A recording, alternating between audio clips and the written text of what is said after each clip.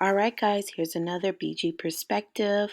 As always, leave a comment down below, like and subscribe, and hit that notification bell so you can get notified every time we upload. Man, I didn't want to take this to TikTok, but I feel like I have no other option. I'm just at the end of my rope. 2 years ago, we bought what we thought was our dream home with Oakwood Homes in Colorado. And it has been nothing but a nightmare. We have had multiple major issues with our home. Major, we're talking major plumbing leaks, mold, like flooring popping up, the subflooring is uneven. Our garage has flooded. The room I'm in has flooded. It was full of mold. It took them months to fix that. Anyways, our most recent issue, and the other ones, all of them haven't been fixed. Our flooring is still popping up downstairs, and we're paying $3,400 a month for this house. And it's falling apart. And they won't do anything about it. Well, our 2-year-old air conditioning unit went out a couple months ago, and so we got it serviced. I had people come out and fix it. It's only 2 years old. It's a brand new house. Well, there was insulation all up in our furnace, and the only way that could have happened is if, when the house was being built, they were negligent, insulation got in the furnace. So there's insulation all up in our furnace, which is a fire hazard. We have 2 young children. It could quite literally catch our home on fire when we turn the heat on. We're in Colorado. Anyways, Oakwood Homes and their warranty company, Shazam, did what they do and say, oh yeah, we'll take care of it. And of course they're not. And now they're refusing, and we're going to have to use what money we have left to sue them, like our neighbors are having to do. This is not an isolated incident. Our neighbors are dealing with issues, some of them even worse than us, and they're not being addressed, and they've had to go the legal route. Unfortunately for us, the economy has put our family in a really shitty spot the last couple years, and we didn't really want to shell out our savings account and our emergency money to fight our home builder in court. But now we don't have an option.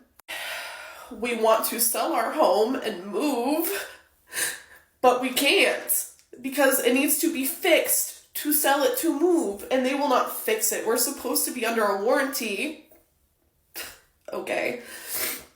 Anyways, sorry I'm so emotional, but I just got off the phone with one of the building managers who has been telling us for months that everything was going to be fixed, and he just hung up on me because I was crying on the phone.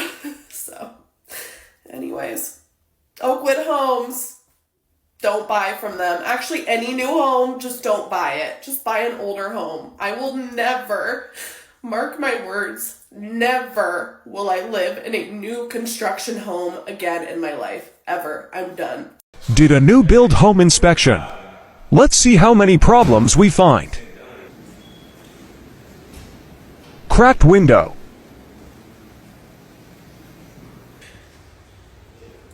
Attic stairs not installed. Garbage disposal not connected to outlet.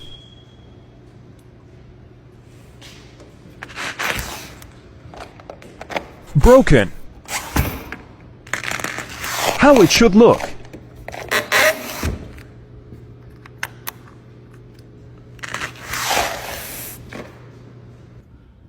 Attic stairs missing lol. Air coming from the furnace air handler and refrigerant line.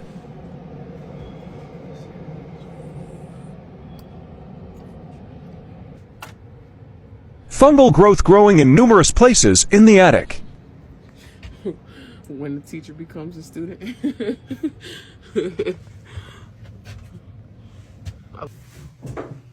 Outlet covers missing. Cosmetic but still a concern.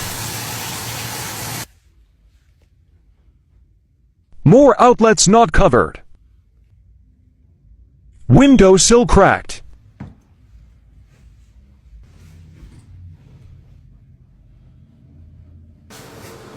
Cosmetic, just not great quality. Cracked shower.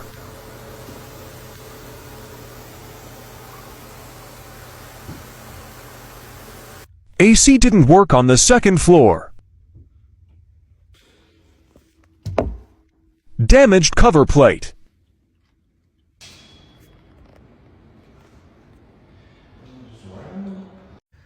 So, about a year and a half ago, I bought a brand new house. It's like a dream home for me, you know? And little did I know how it would ruin my life. This is not normally how I look or sound. I have I have been poisoned by my house. My story is so crazy, everything I've experienced with this new build. But if I could share something with you, is that watch the process of your new build and check your AC by your AC guy, not theirs. My house has mold in it. I am so sick here. I'm stuck in this house. I have almost a 9% interest rate, and $3,000 of my mortgage goes to interest every month. My house, they forgot to put the vapor wrap or barrier wrap in it. My AC was installed wrong, oversized unit with exposed holes everywhere. My whole house was built with moldy lumber. Every night, I sleep on my couch. These are my couches. I'm sick of it. I can't sleep in any of the rooms because I can't breathe. My throat hurts every day. I have the most insane symptoms every day from the mold exposure. I find myself getting off the couch to go outside to get fresh air because I can't breathe the air in here anymore. I get to a point where I can't handle it. I would have never thought this would be me. It could be anybody.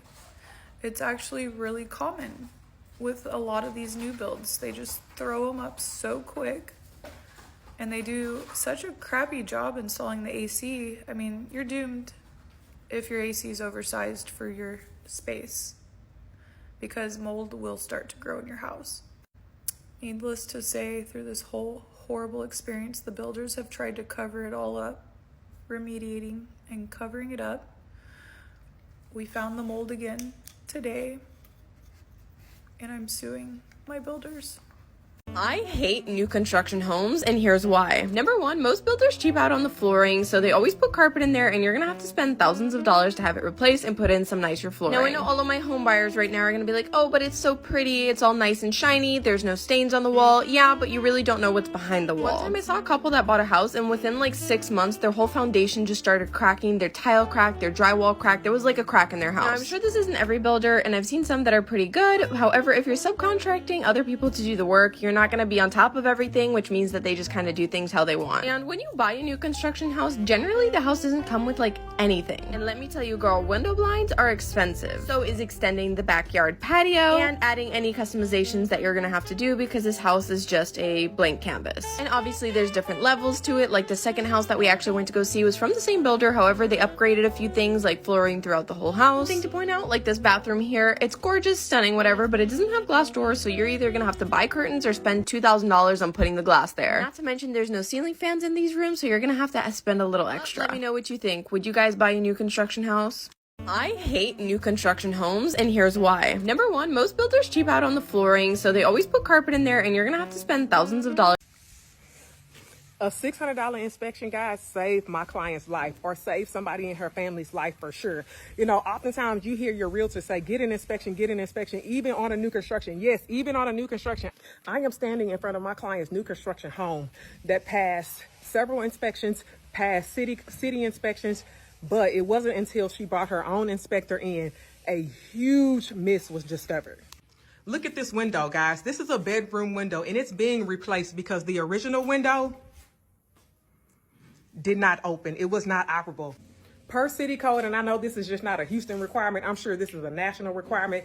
If a room is considered a bedroom and somebody is sleeping in there, there has to be an operable window. If a fire breaks out, that person has to have a way to escape. This window was not operable. The inspector found that. What if she was sleeping in this bedroom and the home caught fire?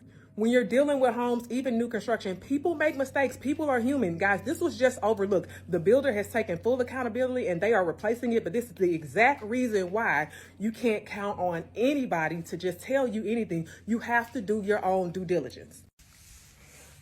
A $600 inspection, guys, saved my client's life or saved somebody in her. Now, what do you guys think? Drop your thoughts in the comments below. We love seeing your feedback and reading about your own experiences too. It really helps others and allows us all to learn more. So, if you're into diving deeper into topics that matter and sparking your curiosity and keeping it real every step of the way, hit that subscribe button because you're in the right place. Now, let's get back to the perspectives. I'm not sure who needs to hear this, but if you're buying a new construction home, you need to know these things. If you don't know me, I'm Theone the lender. I've been a lender for 9 years now. Let's get into it. I had like 7 buyer consults this week of people who were under contract with a new construction home. And usually these new construction builders have their own in-house lenders. And in order for you to get the $10,000 or whatever it is of credit, you have to use these in-house lenders. But the problem is these in-house lenders are usually shitty lenders. And I mean, that's because they don't really need to be good lenders because they just know that they're going to get business from the builder who's building the community. So yes, they'll give you the $10,000, but 1, usually it's caked into the price that you pay for the home, and 2, the service lacks big time because they're really not looking for repeat business, so they don't care about the service and your experience buying that house, whether it's your first time buying or your second time buying. So when you are going to buy a new construction home, you need to know a couple of things. One is that if you're going to accept the $10,000, $15,000, $20,000 of closing cost assistance or the awesome interest rate or whatever it is, then you need to know that usually that lender is not going to be available to answer your questions, and they might not do a good job and will just give you a runaround for a lot of things that you do ask. And unfortunately, they don't really care about reviews so much because if you're not happy and you want to get out of that house, well then great, they keep your deposit and then someone else is going to want that house because that's just low supply, high demand right now. The other thing to note is that new construction homes usually take longer to appreciate because they're new construction and the builder sets the price of them. So unless you are planning to live in that house for at least 5 to 8 years, you're not going to really see a return on your investment unless you stay that long. So I suggest that if you're a first-time home buyer just trying to get into real estate, new construction might not be the best route to go because you might not see that return on investment from the appreciation of the home. If you try to sell within 2 or 3 years, you maybe will get back what you paid for it up front. Now, I'm not saying that this is every single new construction home and their lenders. I know people that have had a great experience, but I'm going to say that like 80% of people I talk to, including people I personally know who are buying a new construction home, have a terrible experience with the lender. And I just don't think people are prepped enough when they go into buying these homes because they think it's amazing that they're getting this new build home and they sacrifice the service and they just don't know up front. But that's it. Just wanted to make everybody aware because I've had so many conversations recently about the service and the lack of communication from these lenders. So again, it's not everybody, but I figured I'd share and maybe this would help one person. Here's a real life example that proves why having a realtor involved when buying new construction or building a home is absolutely crucial. Take a look at these photos here. They were taken during a final walkthrough for my clients who were purchasing a brand new home with a newer builder. Last Friday, my clients toured the home with the builder. Everything seemed fine at first glance, but here's the catch. They didn't notice many issues that needed corrections, and that's when I stepped in. As their realtor, I ensured we went for another look before they closed so I could put my experienced eyes on things. I personally went to the hardware store, bought some blue tape, and started noting all of the things that the buyer should expect to have corrected before they bought their brand new house. Together, we negotiated with the seller to set aside money after closing to address these issues. Imagine if they hadn't had a realtor by their side. These concerns might have gone unnoticed, leading to a less than ideal home buying experience. So remember, when it comes time to buying new construction or building a home, having a realtor on your side is essential. They can help you spot potential issues, negotiate repairs, and ensure your dream home truly lives up to your expectations. Here's a real life example that proves why having a realtor involved when buying new construction or building a home is absolutely crucial. Take a look at these photos here. They were taken during a final walkthrough for my clients who were purchasing a brand new home with a newer builder. Last Friday, my clients toured the home with the builder. Everything seemed fine at first glance, but here's the catch. Every single new build, every single one I do, they can never get the rafters connected to the ridge. Missing the counter flashing in the garage, and no GFCI protection, even though it says it's protected. That should be sealed better. And we have a shower head leak. This door is supposed to be self-closing with a self-closing hinge, and there's not one in place.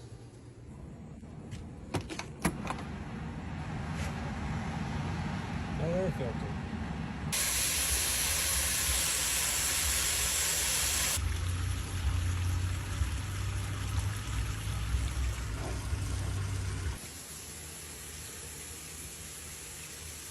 Every single new build, every single one I do, they can never get the rafters connected to the ridge. I have about 20 minutes until my next showing, so let's talk about common mistakes that people make when buying new construction. If you're new here, hi, my name is Mason McCracken. I'm a top producing real estate agent in the Charlotte region. The first mistake that happens all the time is not using your own real estate agent when buying new construction. The agent that works in the model home is a representative of the builder and is only working to protect the builder's best interests. The best part is that all builders offer buyer's agent compensation, so it won't cost you anything to have a buyer's agent. The second mistake that people commonly make when buying new construction is not doing their own home inspection. People assume that just because it's new construction, it's built well, and it's not always the case. I have seen a home inspector tear apart a brand new construction, so it is always in your best interest to have a home inspection done. Another mistake that people make is not researching the builder before they buy the house. There are some amazing home builders out there, but there are some pretty bad ones too, and not everybody is good to work with when it comes to claims. The next mistake that people commonly make with new construction is not going hard at the blue tape walkthrough. And if your builder's not giving you a blue tape walkthrough, that's a big red flag. When I do blue tape walkthroughs with my clients on new construction,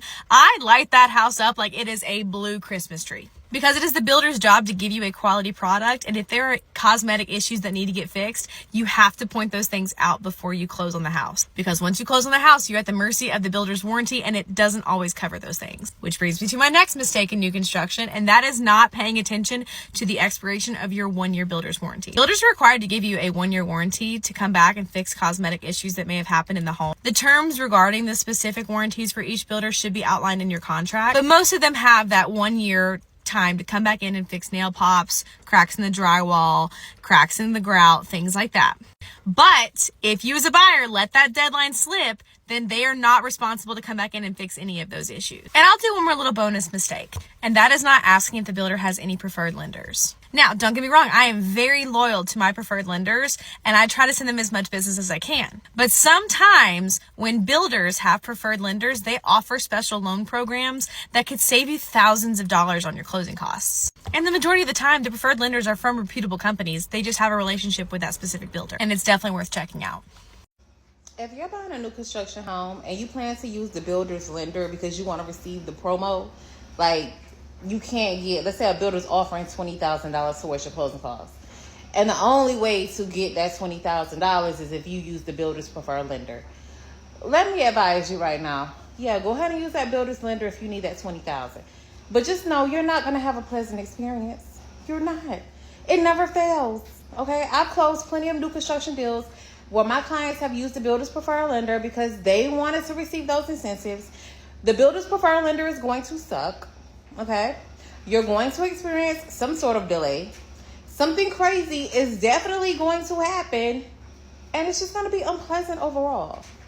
Just an FYI. If you're buying a new construction home and you plan to use the builder's lender because you want to receive the promo, like you can't get, let's say a builder's offering $20,000 towards your closing costs.